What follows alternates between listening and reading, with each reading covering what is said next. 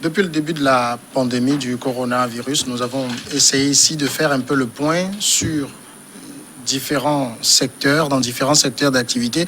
Nous avons vu aussi la situation au niveau des marchés où un certain nombre de dispositifs ont été mis en place pour éviter que les places des marchés ne deviennent des clusters, c'est-à-dire des lieux de contamination de la maladie.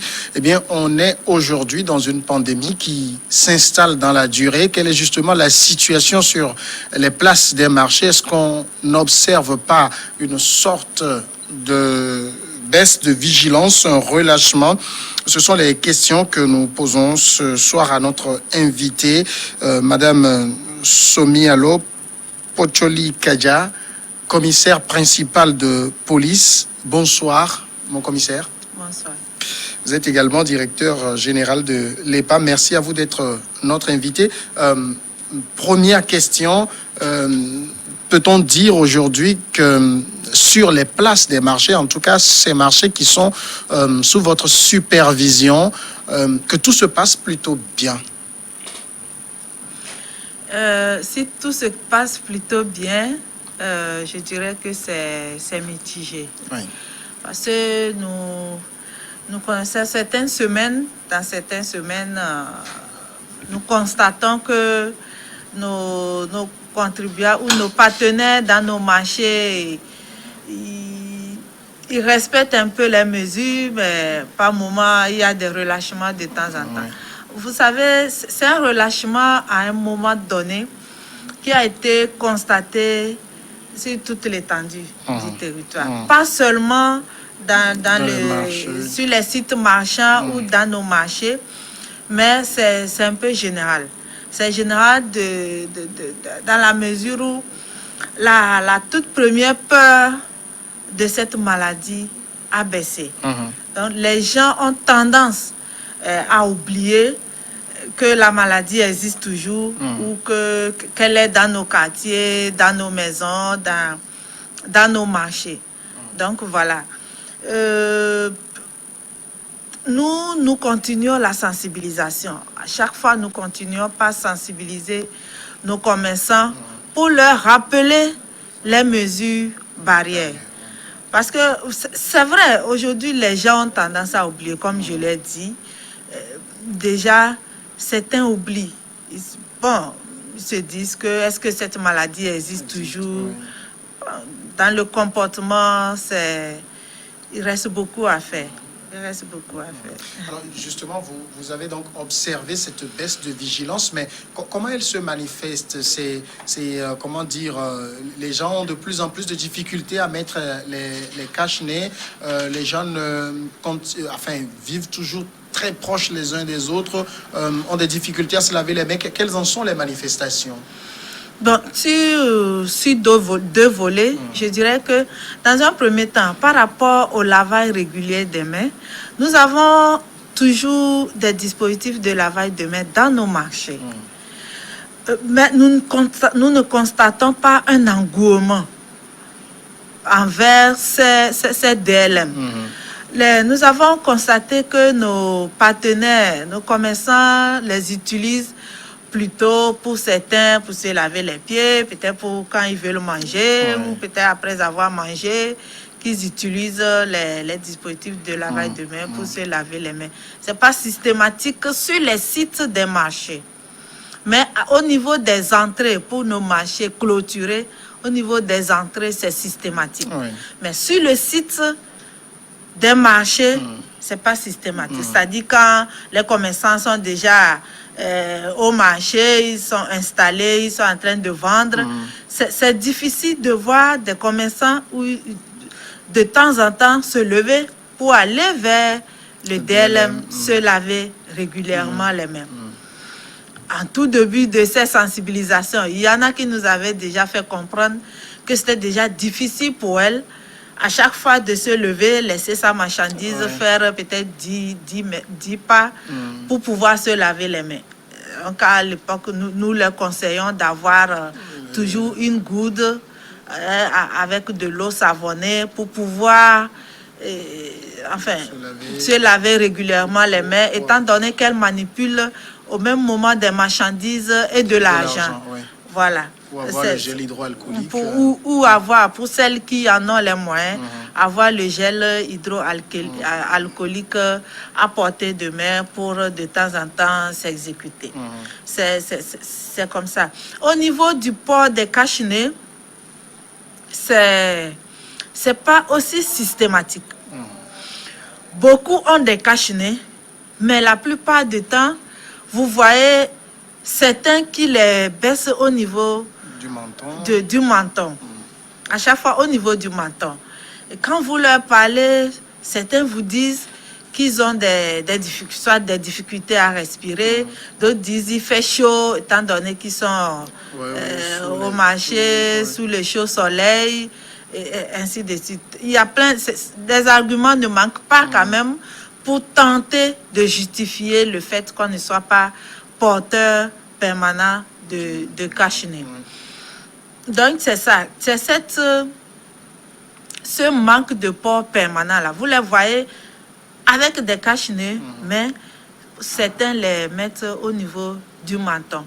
C'est lorsqu'ils vous aperçoivent, je l'ai dit ici en temps, c'est lorsqu'ils s'aperçoivent nos agents contrôleurs que tout de suite le premier à avoir vu le contrôleur ou un agent donne l'alerte pour que tout de suite, ceux qui ne sont pas, voilà, ceux qui n'avaient pas porté régulièrement les cache-nez puissent les réajuster.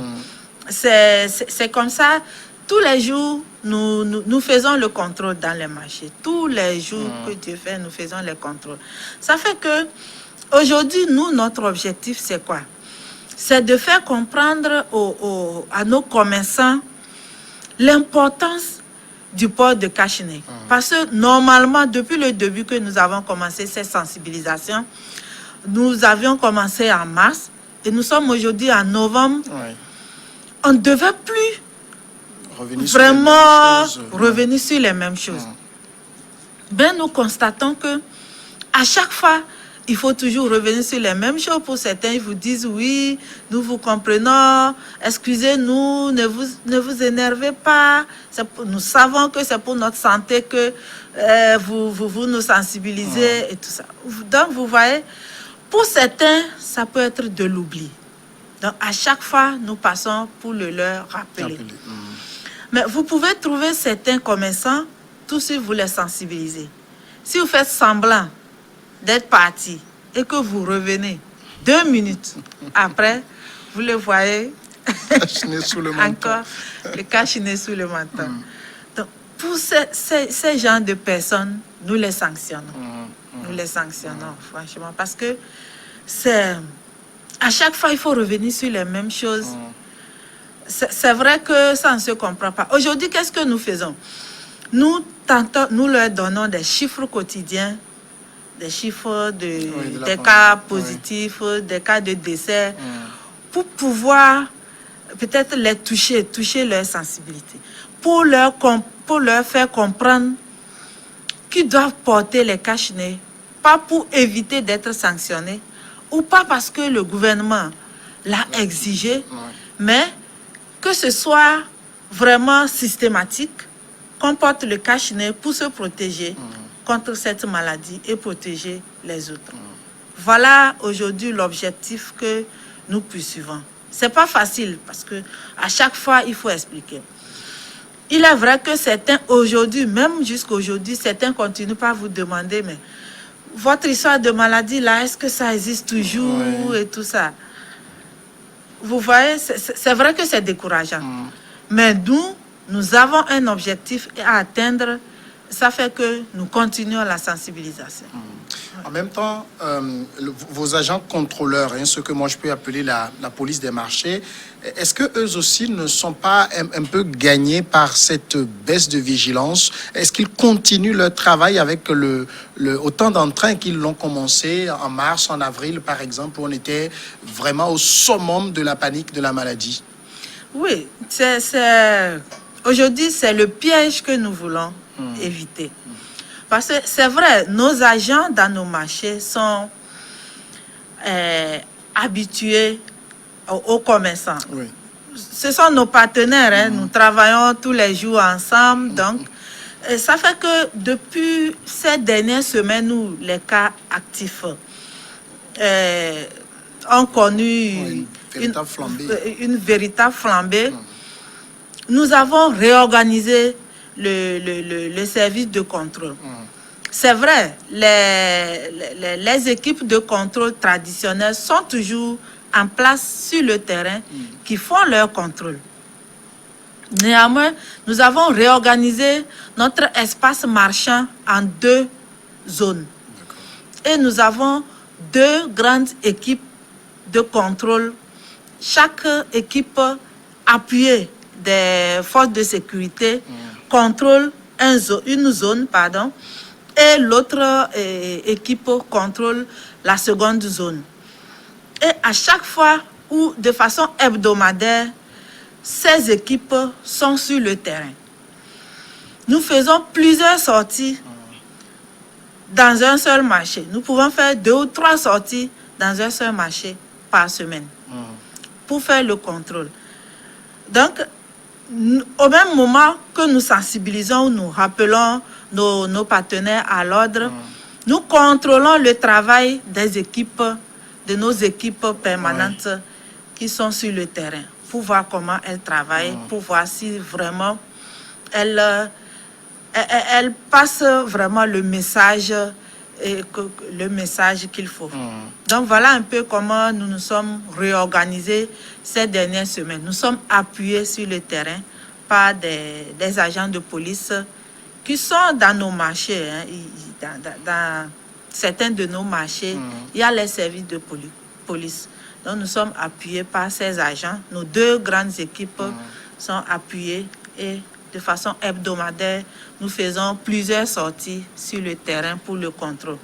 Nous mettons la pression pour éviter que les commerçants n'oublient que la maladie existe toujours et que c'est maintenant qu'elle se fait plus parler d'elle.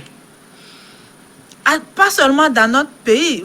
Nous suivons tous l'actualité. Nous savons comment la deuxième vague fait vraiment rage ailleurs.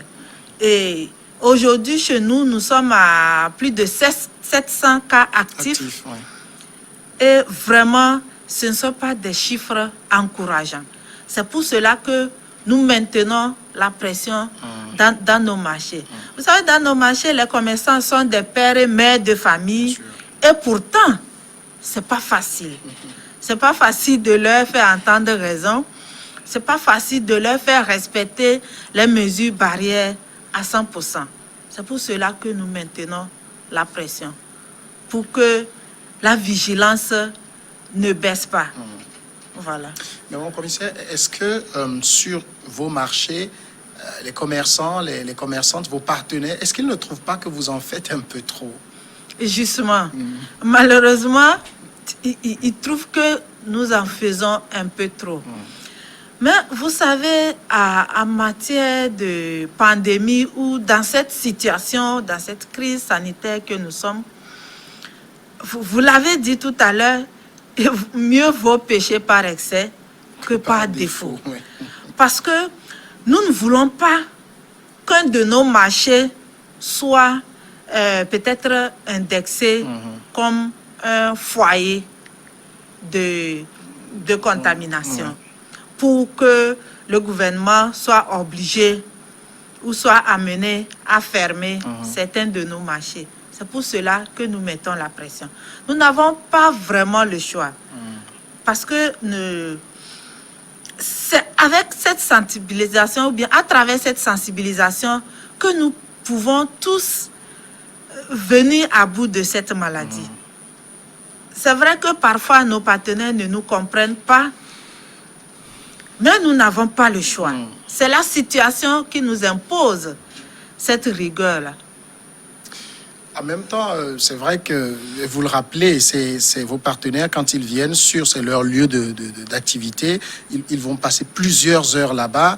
Il y a des situations incommodantes comme la chaleur et tout. Rester en masque pendant toutes ces heures, c'est très difficile. Et quand ils vous rapportent ce genre de choses, comment vous gérez cela? Oui, nous comprenons. Nous, ce que nous leur conseillons, nous leur disons plutôt, même si il fait chaud, c'est vrai, si vous pouvez baisser le cache-nez pour respirer un coup d'air, quelque temps et puis le remonter de temps en temps.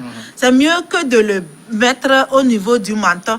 Vous savez, dans nos marchés africains, vous savez comment ça se passe. Oui. Il y a plusieurs personnes, il y a beaucoup de monde, il n'y a pas la distanciation, vraiment est difficile voilà, à respecter dans les marchés. Et certaines de nos commerçantes, c'est lorsqu'elles veulent discuter le prix qu'elles pensent baisser le cache-nez, pensant à tort qu'avec le cache-nez, peut-être le client ne pouvait pas vraiment les entendre. Donc, nous insistons vraiment pour dire que c'est plutôt au moment de s'exprimer ou bien de parler qu'il faut que les deux parties soient obligatoirement porteurs de cache-nez. Ouais. Si c'est aussi difficile avec vos partenaires de tous les jours, commerçants, commerçantes, qu'est-ce qu'il en est avec ceux qui viennent sur les marchés pour faire des achats? Est-ce que chez eux, c'est vraiment systématique ou bien vous avez aussi des difficultés avec eux? Nous avons des difficultés également avec eux. Au moins, la majorité, ils ont compris. Il y a quand même certains qui viennent au marché, pas parce qu'ils ont le cache-nez, mais qu'ils ne l'ont pas porté, mais il y en a qui n'en ont même pas. Et ces personnes sont plus difficiles à gérer. Et c'est des gens, lorsque vous les abordez pour le problème de cache-nez, ils commencent par vous agresser verbalement. Oui. C'est des gens qui agressent verbalement. Pour certains, ils disent, vous fatiguez les gens à la fin avec vos histoires de cache-nez. C'est devenu nos histoires de cache-nez. C'est la preuve qu'il y a encore une frange de la population qui n'a pas encore compris que la maladie existe et que nous sommes dans une situation déjà grave. Il y en a qui n'ont pas compris. Ce qui se passe ailleurs, si jamais ça se passait chez nous, personne ne saura dans quelle situation il sera. Donc, voilà. Il y a certains jusqu'à aujourd'hui qui refusent. Moi, je me dis qu'ils refusent vraiment d'accepter la réalité en ce qui concerne l'existence de cette maladie. En même temps, quand on voit au niveau des autorités, j'allais dire, la plupart des endroits qui accueillent du monde, il y a des organisations, par exemple dans les églises, les lieux de culte ont été fermés. Entre-temps, c'est maintenant qu'ils sont ouverts. Dans le Grand Lomé, ce n'est pas encore la totalité. Vous avez les écoles aujourd'hui, il y a eu des dispositions qui ont été prises pour que si des classes vont déborder, on puisse faire des rotations. Mais dans les marchés, il y a rien eu comme dispositif particulier. Donc, les marchés continuent d'accueillir autant de monde qu'avant. Est-ce que ça, c'est pas une difficulté supplémentaire pour vous qui êtes en charge de la gestion d'un certain nombre de marchés?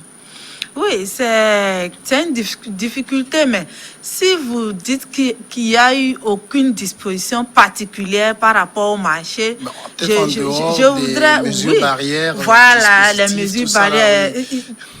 Vous vous rappelez qu'en avril, au moment où le gouvernement n'avait pas encore rendu obligatoire le port de cache-nez, déjà dans les marchés, le port de cache-nez était rendu obligatoire. Oui. Et le lavage de mains, il y avait des dispositions qui étaient prises par rapport au port de cache-nez dans les marchés. Aujourd'hui, en juillet passé, il y a eu un arrêté interministériel portant sanction de non-port de cache-nez pour des personnes qui refusent de porter des cache-nez sur les sites marchands ou sur les espaces marchands. Il y a des sanctions. Il y a un arrêté interministériel qui a été pris portant sanction de ces genres de comportements. Et vous savez, c'est aujourd'hui, avec l'appui de la FOSAP, il y a des amendes qui sont vraiment coupé, il y a des amendes par rapport au Non-respect non-respect du port obligatoire de cache-nez. La FOSAP fait des sorties dans les marchés, y compris dans nos marchés. Oui. Aujourd'hui, la FOSAP était dans certains marchés de l'EPAM, justement pour nous appuyer dans le contrôle du port de cache-nez. Qu'est-ce qu'il en est maintenant? Je me rappelle votre dernier passage ici, on faisait le point sur les DLM dans certains marchés qui n'étaient pas fonctionnels. Est-ce qu'aujourd'hui, parce qu'on sait que le Grand Lomé concentre le plus grand nombre de contaminations aujourd'hui, je regardais encore les chiffres hier, si on prend ne serait-ce que depuis le début de ce mois de novembre, vous avez des pics, parfois 36, 33 chaque jour, et la plupart viennent du Grand Lomé. Est-ce que vous vous assurez aujourd'hui à ce que tout fonctionne sur vos marchés quand les gens viennent, qu'on ne dise pas que vous avez le DLM, mais il n'y a pas d'eau, il n'y a pas de savon, il n'y a pas... Est-ce que tout est au point aujourd'hui? Absolument. Absolument. Vous savez, j'avais dit tout de suite, quand nous avons, avec nous tous, nous l'avons constaté, comme vous venez de dire, les cas positifs avaient vraiment flambé. Oui. Alors, ça fait que nous avons pris des dispositions pour réorganiser le contrôle sur le terrain. Mais depuis le début de cette pandémie jusqu'à aujourd'hui, en ce qui concerne les dispositifs de lavage de main, nous n'avons pas changé. Les dispositifs ont été toujours alimentés. À moins que par moment, l'eau est finie dans un DLM et que nos agents n'ont pas encore été saisis. C'est ça. Chaque jour, nous avons des agents qui alimentent nos dispositifs de lavage de main sur le terrain. Les marchés dans lesquels nous n'avons pas de point d'eau, nous avons mis en place un véhicule qui fait le tour chaque matin pour alimenter les DLM. Sinon, toutes les dispositions sont prises par rapport à l'alimentation, les DLM. Les DLM, vous savez, c'est vrai que au début, nous avions certains DLM qui sont mécaniques, à pédale. Le fonctionnement n'a pas vraiment perduré dans le temps. C'est-à-dire de temps en temps, surtout en milieu marchand ou bien sur les sites marchands, vu le nombre de personnes qui peuvent passer sur le même DLM, le mécanisme tout de suite a lâché.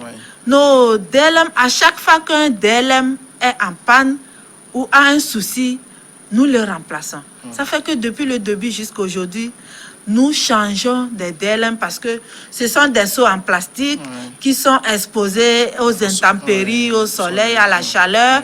Ça fait que c'est très souvent endommagé et nous prenons soin de les remplacer à chaque fois. Maintenant, par rapport aussi à la situation du Grand Lomé que j'évoquais tout à l'heure, est-ce qu'il y a, à votre niveau, des mesures supplémentaires de vigilance ou bien on est dans le classique? Non, des mesures supplémentaires de